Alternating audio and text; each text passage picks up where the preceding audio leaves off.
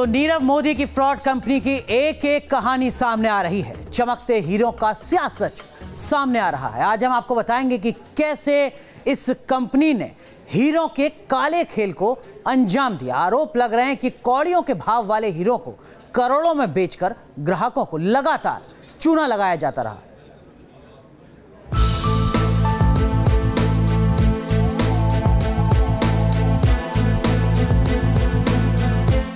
चमकते हीरे, दिल को लुभाते हीरे, इनकी चमक मन को आकर्षित करते हैं। डायमंड की एक ऐसी दुनिया जिसकी चमक हर कोई पाना चाहता है। लेकिन क्या आपको पता है कि इन चमकीले हीरो का एक स्याह सच भी है? क्या आपको पता है कि इन हीरो के पीछे एक काला खेल चल रहा था? मीडिया रिपोर्ट्स के मुताबिक सबसे बड़े बैंकिंग महाघोटाले के आरोपी नीरव मोदी और मेहुल चोकसी ने हीरों की ऐसी मायावी दुनिया बनाई थी जिसमें ग्राहकों को करोड़ों का चूना लगाया जा रहा था। जहां पत्थरों को हीरे की शक्ल दी जा रही थी और कौड़ियों को करोड़ों बनाया जा रहा था। आरोप है कि मेहुल चोकसी न सिर्फ फर्जीवाड़े में माहिर है बल्कि लोगों को ठगने में भी उस्ताद है।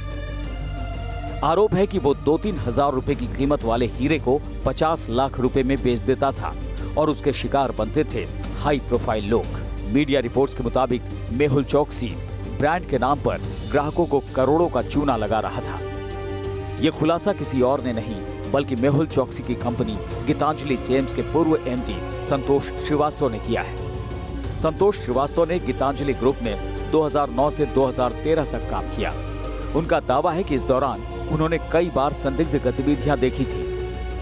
2013 के आसपास चीज़ें इतनी संदिग्ध लगने लगी जब बैलेंस शीट कुछ दिखाई देती थी बट ऑन ग्राउंड पे कुछ होता था। हालांकि मैं रिटेल ऑपरेशंस में इन्वॉल्व था, लेकिन मैं जाके मेहुल चोकसी को जब पूछता था कि सर ये क्या है, आप स्टॉक दिखा रहे हो 4000 करोड़ का, जबकि मुझे स्टॉक जो दिख रहा है सामने बेचने के लिए अवेलेबल है वो 100 करोड़ का है। सो उनका कहना होता था आप अपने काम से काम रखिए, इन सब चीज़ों में ध्यान मत दीजिए। And he had multiple companies, so we used to think कि इनके किसी और कंपनी का स्टॉक होगा, बट ओवरऑल जिस तरह की बुक्स दिखाई जाती थी और जो ग्राउंड पर दिखाई देता था उसमें काफ़ी डिफरेंस रहता था। हीरो के पीछे काला खेल खेलने वाले नीरव मोदी और मेहुल चोकसी के कई चेहरे थे। ये दोनों एक तरफ जहां बैंकिंग सिस्टम में सेंध लगाकर सरकारी खजाने को चूना लगा रहे थे, वहीं ग्राहकों को भी बेवकूफ बना रहे थे।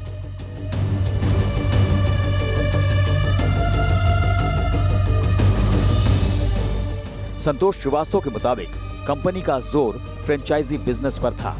इसमें 10 रुपए के सामान की वैल्यू 500 रुपए दिखाकर बिल जनरेट किए जाते थे और करोड़ों की राशि फर्मों से ली जाती थी।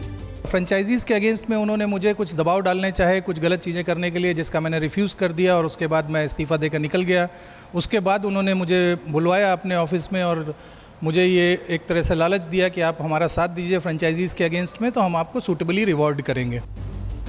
अब आपको बताते हैं कि आखिर क्या था मेहुल चोकसी का हेरा फेरी का मोडस ऑपरेंडी।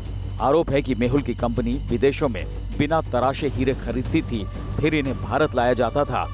यहाँ तराश कर वापस विदेश ले जाकर ऊंचे दाम पर बेच देता था।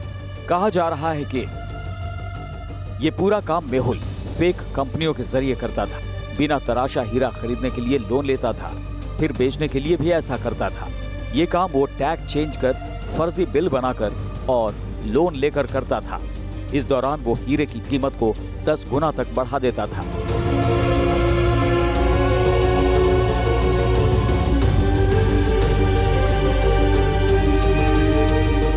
वीडियो जर्नलिस्ट स्वप्निल के साथ विकास श्रीवास्तव, न्यूज नेशन, मुंबई।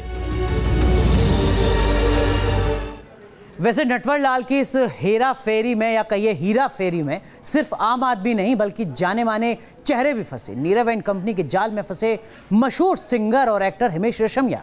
चोकसी की कंपनी के पूर्व एमडी संतोष श्रीवास्तव का आरोप है कि एक विज्ञापन के नाम पर मेहुल चोकसी ने हिमेश रेशमिया के साथ धोखाधड़ी की थी। हालांकि इस पूरे मामले पर हिमेश ने चुप्पी साध रखी है। आरोप है कि एक टीवी विज्ञापन करने के एवज में कंपनी ने हिमेश से 50 लाख के हीरे देने का वादा किया था, लेकिन बाद में पता चला कि हीरो की कीमत 5 से 10 लाख रुपए ही थी। संतोष श्रीवास्तव की माने तो जब हिमेश को हीरे की हकीकत पता चली तो उन्होंने कंपनी में आकर काफी हंगामा किया था और उन्होंने इसके लिए कंपनी के कर्मचारियों को कोर्ट में घसीटने की बात भी कही थी। एक केस हिमेश रेशमिया का मेरे ध्यान में आता है, जो मुझे वहीं के लोगों ने, मार्केटिंग ने बताया कि हिमेश ने आके कंपनी में काफ़ी फाइट की और लीगल केस करने की धमकी दी, क्योंकि उनको जो प्रॉमिस किया गया था और जो दिया गया वो बहुत ही कम वैल्यू का था। जैसे फॉर एग्जांपल उनको अगर 50 लाख की ज्वेलरी प्रॉमिस की गई और जो दी गई वो शायद 5 से 10 लाख के अंदर की ही थी। संतोष श्रीवास्तव का आरोप है कि हीरे की धोखाधड़ी सिर्फ हिमेश रेशमिया के साथ ही नहीं बल्कि बॉलीवुड की कई और सेलिब्रिटीज के साथ भी की गई। उनकी ये आदत थी कि वो सभी के साथ, चाहे वो उनके एम्प्लॉई हों, चाहे उनके सप्लायर हों, चाहे उनके साथ जुड़े हुए सेलिब्रिटीज़ हों, सभी के साथ कुछ ना कुछ चीटिंग किया करते थे। मैंने उनको बोला भी कि आपको ये छोटी छोटी चीटिंग करने में क्या अच्छा लगता है। आप बोल रहे हैं कोई हैबिचुअल ऑफेंडर थे? मुझे लगता है कि वो हैबिचुअल चीटर थे। आखिर क्या होता है हीरा, क्यों हीरे की इतनी कीमत होती है, और सबसे ज़रूरी बात, असली और नकली हीरे की पहचान आप कैसे करेंगे? हमारी रिपोर्ट देखिए। आज हम आपको डायमंड के एक्सपर्ट अजय काला से बात करते हुए उन तमाम बिंदुओं पर चर्चा करेंगे और आपको अवगत कराएंगे कि आप भी ये पता लगा सकते हैं कि हीरा असली है या नकली है, या किन बातों का आप ध्यान रखें कि आप ठगी का शिकार ना हो जाएं। हमारे साथ अजय काला साहब हैं, उनसे बात करते हैं। तो अपने को ये जानना बहुत ज़रूरी है कि हीरे की जो मंडी है वो मुंबई है और मैन्युफैक्चरिंग की मंडी सूरत है। तो जयपुर में जो माल आता है या जयपुर में जो हीरा देखने को मिलता है वो मुख्यतः कुंदन मीना में सेट होता है, और कुंदन मीना में जो डायमंड लगता है उसको परब पोल्की बोलते हैं। परब पोल्की हीरा ही है और उतना ही मजबूत है, पर उसकी साइज़ बहुत पतली होती है। आप ये देख सकते हैं, आप जब आया मैं देख ही रहा था। अब ये हीरा है और इसी कारण इसको सभी लोग आखिर तक काम में लेते हैं, चाहे पतला होता है चाहे छोटा हो, इसको बहुत अंत तक काम में लिया जाता है। और परब पोल्की में यही हीरा लगता है, इसकी चमक अपने आप में बरकरार रहती है, तो ये हीरे की खूबी है।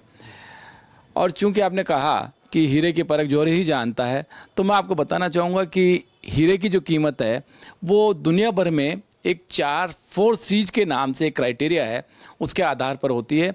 और 4 C's जो होते हैं वो कोई भी व्यक्ति हीरे को देख सकता है। नॉर्मली सबसे पहला देखा जाता है उसमें कट, यानी हीरे की कटिंग किस ढंग की है। फिर देखी जाती है क्लैरिटी, यानी स्टोन में कितनी सफाई है।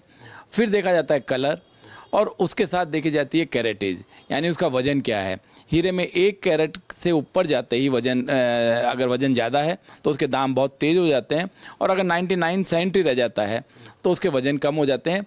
और यही परंपरा, यही परिपाटी दुनिया भर के बाज़ारों में हीरे के बारे में, वैल्यूएशन के बारे में चलती आई है। जब कोई अच्छा डायमंड आता है, बड़ी कीमत का आता है, या बेचने वाला ज़्यादा पैसे मांगता है, तो हम लोग भी रेगुलर बेस पे जेम टेस्टिंग लेबोरेटरी में अपने डायमंड को टेस्ट कराते हैं, जैसे हम कलर स्टोन को टेस्ट कराते हैं।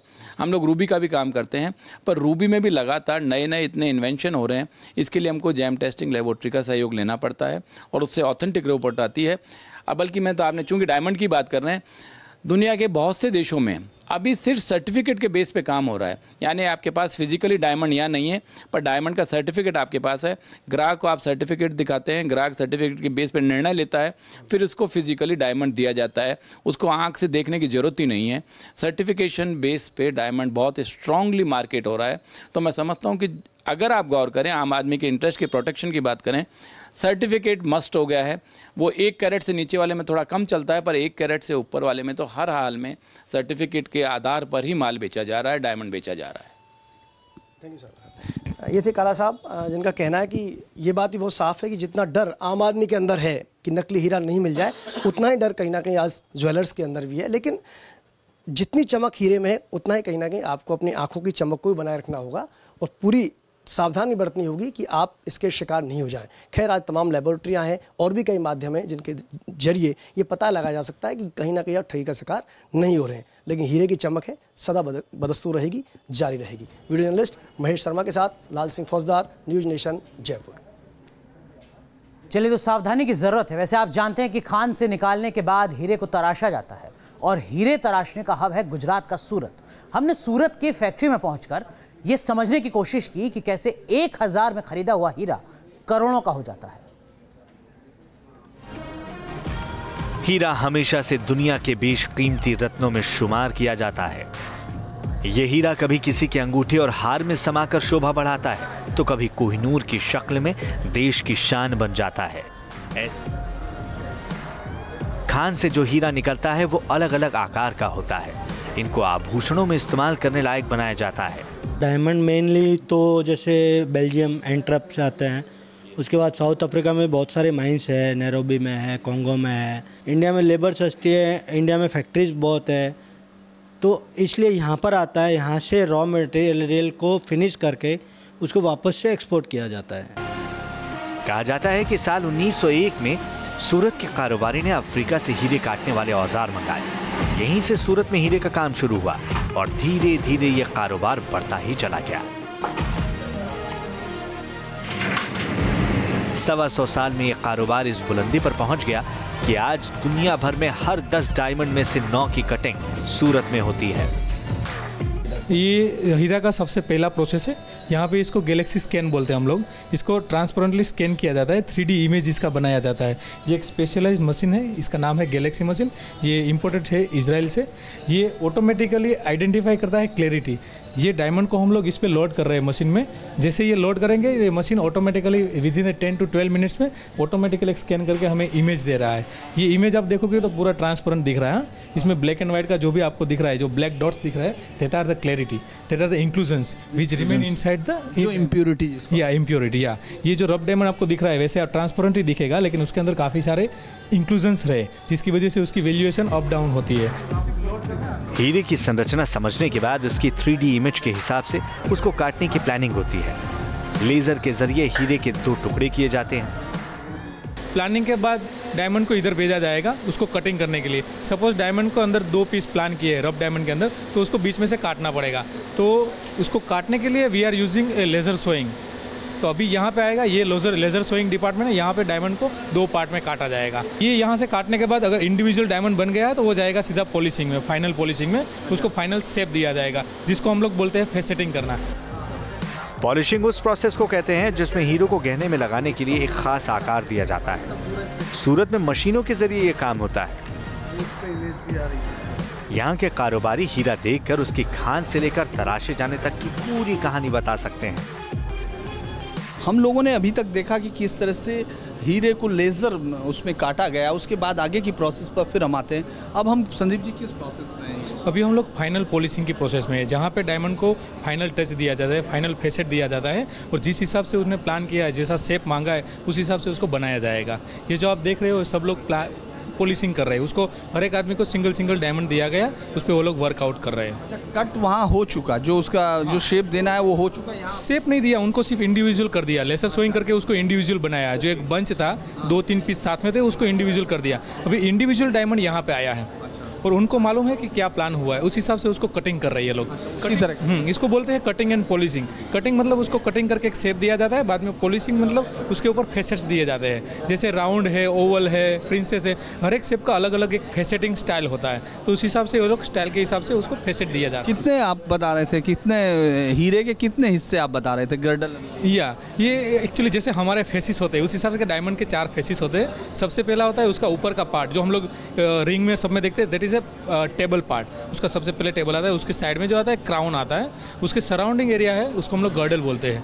उसका जो नीचे का एरिया है, पेवेलियन एरिया, जो कॉन्सेप्ट का दिखता है, that is a pavilion area. ये चारों फेसिस को ये लोग बना रहे हैं, उसके ऊपर अलग अलग फेसेट्स दे रहे हैं। ये जो भी पीस यहाँ पे रेडी होगा वो मैनेजर के पास जाएगा। मैनेजर उसको एकदम फाइनल करने के बाद जाएगा सीधा ग्रेडिंग डिपार्टमेंट में, जहाँ पे उसको इंटरनल ग्रेड दिया जाएगा, ये किस ग्रेड का है, कलर, प्योरिटी, उसकी वैल्यू। फिर वो मार्केट या बाद में वो मार्केट में जाएगा।